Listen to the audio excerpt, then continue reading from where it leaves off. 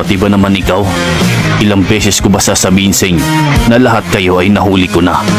Hanggang ngayon ay nahihirapan pa rin kayong intindihin yon. Malas. Ngayon, wala na kayong magagawa pa.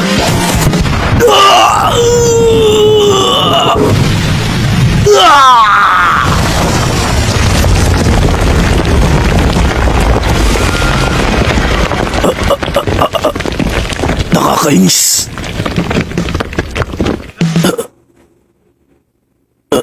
Wala kaming magawa sa batang ito.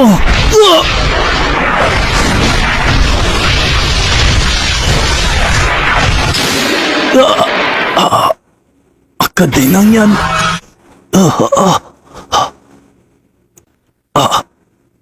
Hindi ko na malayan. Tumagal na ako sa pagkamit ng kapangyarihang ito.